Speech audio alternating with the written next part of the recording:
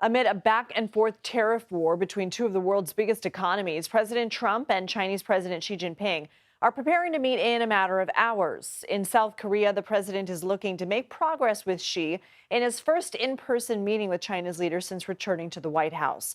Joining us now is Ian Bremmer. He's the president and founder of Eurasia Group, a global political risk research and consulting firm. Ian, thanks for being here. What is at stake here in this sit-down?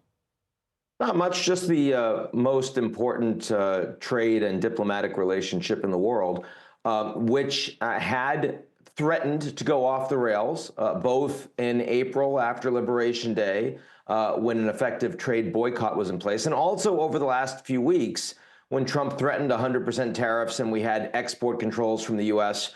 And we had licensing restrictions being threatened by China. All of that is seeing calmer heads prevail when Trump and Xi Jinping meet together within just a few hours now. Neither side really wants a fight. Certainly they don't want one now. And that's why the markets have responded pretty positively. Who has the upper hand into this? I mean, what would be some factors that China would consider to make some concessions on, say, purchasing American soybeans again?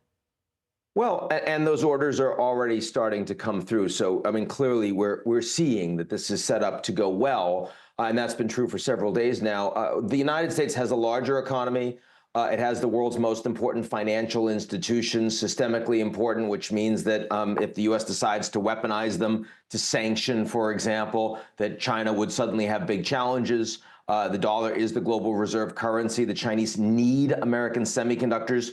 Also, software design, very important for AI and related functions. But the Chinese have a lot of leverage too. And it's not just about critical minerals and all the supply chain, though that's a big deal. It's also pharmaceuticals.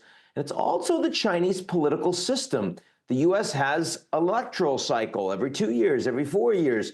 Chinese don't have to worry about who's voting for them, and they have a lot more patience in being able to take economic pain than American political leaders do, and that gives them credibility. So ultimately, it's not just about what they can do, it's also about what they will do and for how long. And frankly, both countries' leaders looking at each other seem to think that the other has credible leverage, and that interdependence and that credibility is what's bringing us to what should be a pretty constructive meeting.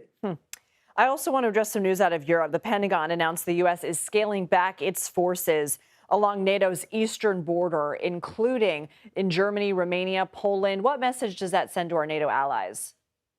Well, it's sending that the pivot to Asia, which has been long discussed, is continuing. Trump made none of those statements when he was with the Japanese prime minister or the South Korean president over the last couple days, where significant American troops are based. He thinks the Europeans should be doing a lot more, should be spending a lot more. They are making those plans, particularly Germany, but it's going to take them quite a while. And meanwhile, unlike in Asia, for the European allies, the Russians are engaged in an actual war on their borders in Ukraine. And of course, that has involved all sorts of espionage and sabotage and even drones going into their territories, like the 30 drones we saw going deep into Polish territory just a few weeks ago. So, I mean, clearly a lot of European allies are going to be unnerved by the lack of reliability that they perceive from what has been their security guarantor for decades now. Ian Bremmer, thanks for joining us. Sure.